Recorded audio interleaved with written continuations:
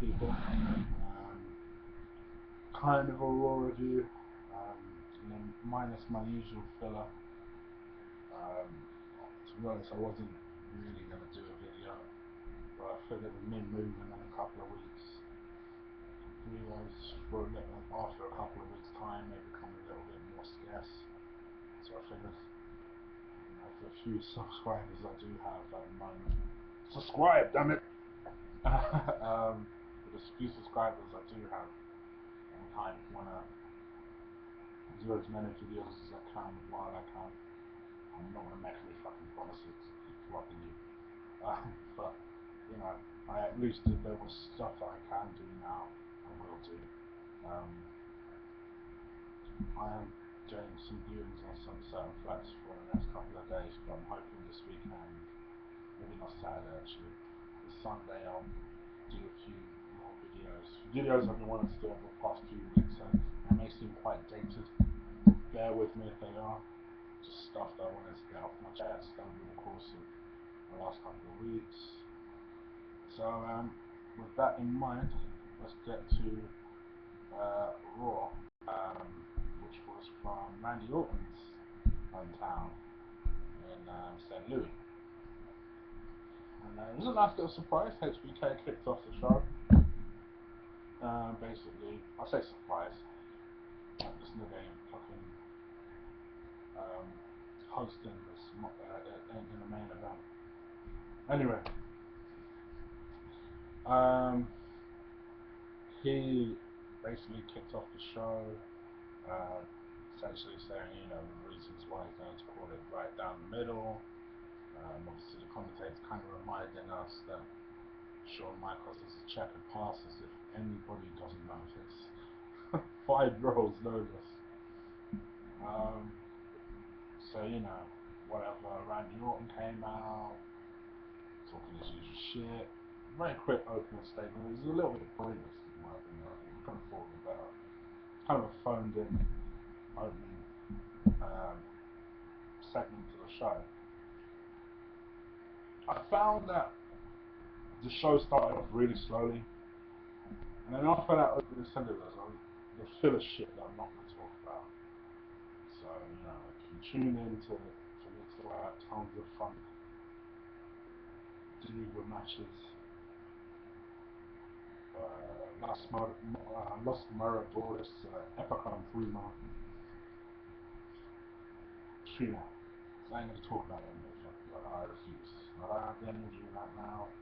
I refuse. So after that, Paul Heyman basically came in and essentially was saying some mad up shit, Punk cheated his way to beating Bareback. At this point I realised Bareback is that shit that he can be beaten on a low blow. Again.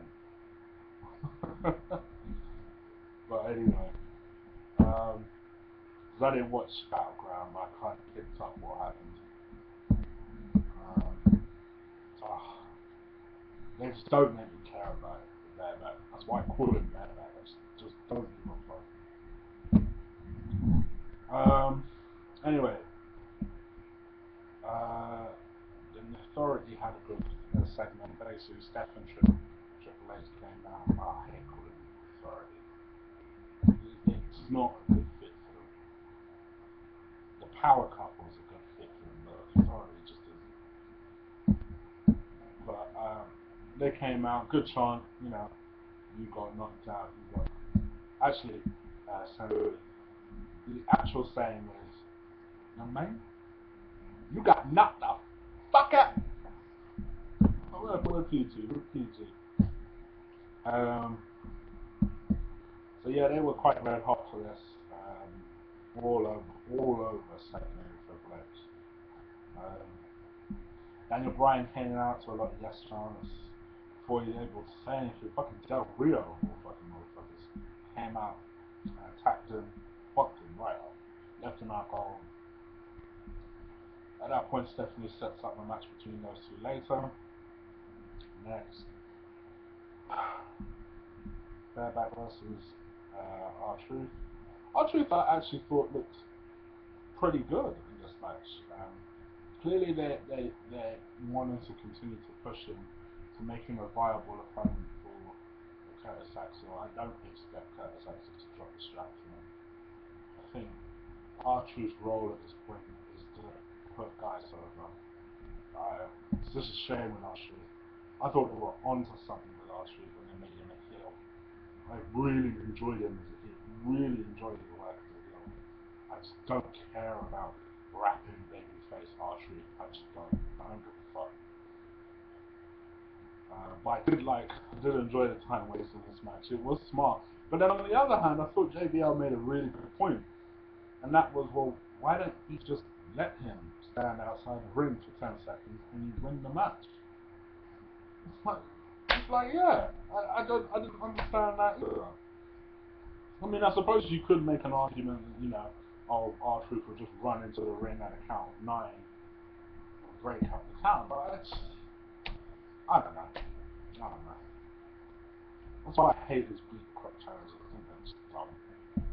Not a fan of them at all. Anyway, Bareback eventually wins this match in, I think it's 5 minutes 44. Halfway through this, I can't even remember what point this was. We got fucking Cena video package number 1. I was like, oh my days, this nigga has been away for 2 months. 2 months. I don't understand why we're getting so many video packages. Like, we could have forgotten about him in 2 months. Fuck's sake. Look at people hate Cena. This type of bullshit. This type of bullshit. Just forcing him down after. Just when we're starting to have a big for this motherfucker. Bring him right back. Oh my gosh. Anyway. Then WWE had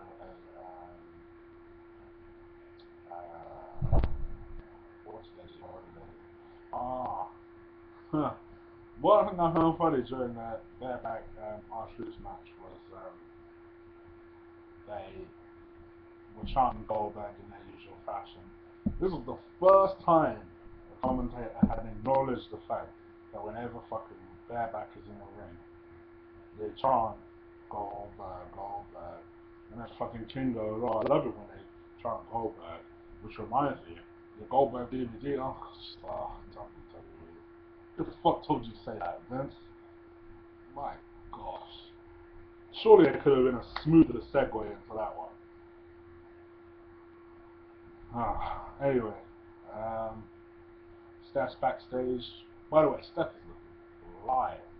I mean, I say that every weekend, but this week she was looking extra fly. And she was backstage and ran into Brie and Nikki and basically set up a match. With Tamina, with AJ being out there, but she banged Nikki from ringside. I'm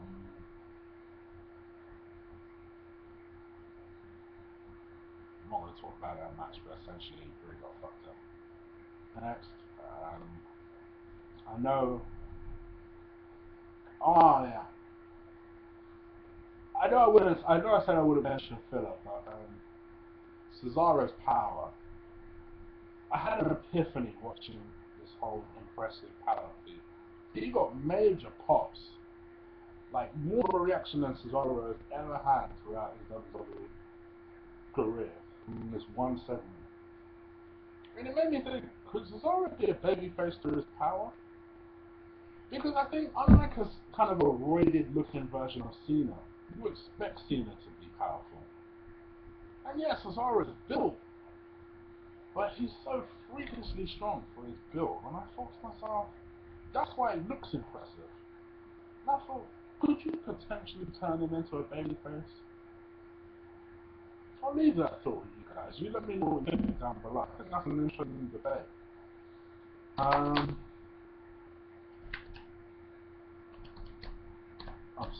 so bad at my memory. Just looking at the screen right now. Then we had a Cena video package number 2. for the match. So basically, the Time Man from Harry returned. I don't give a fuck. Next, CM Punk essentially beat the crap with Axel. He set up a match for Bareback and Paul Heyman versus himself, Hell in a Cell. May as well. He's beaten fucking Bareback in Hell in a Cell before. So what makes you think that adding Paul Heyman is going to make any fucking difference? So, yep, whatever. You know, I think all this is pretty much filler to CM Punk winning Royal Rumble. I fully expect that to happen. And I fully expect him to face Daniel Bryan for the WWE Championship at WrestleMania. That is my expectation. And I think all this that you see is just filler. I don't see a rematch between him and Brock being a WrestleMania match. I don't see that. I think they would have their rematch way before that happens.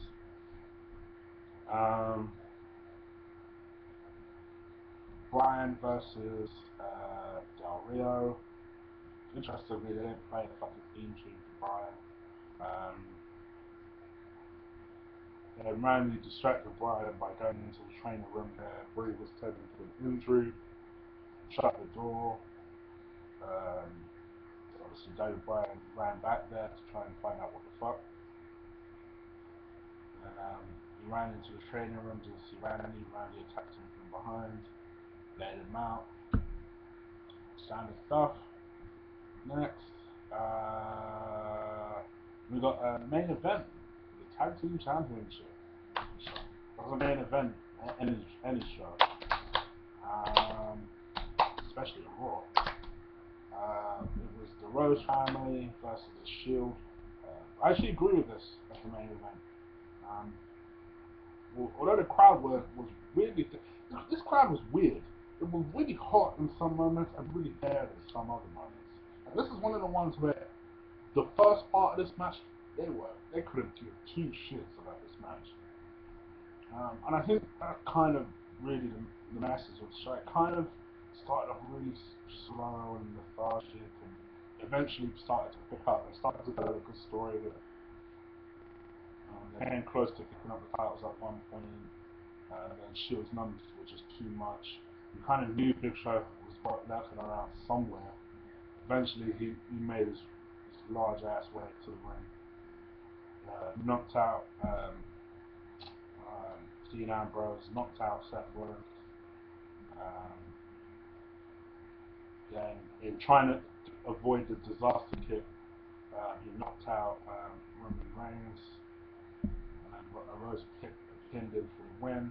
My only gripe with this is that the focus was more on Triple H storming his way to the ring, being irate and looking at the Big Show while they were looking at the new champs. It kind of took the focus away from the champs to the Big Show.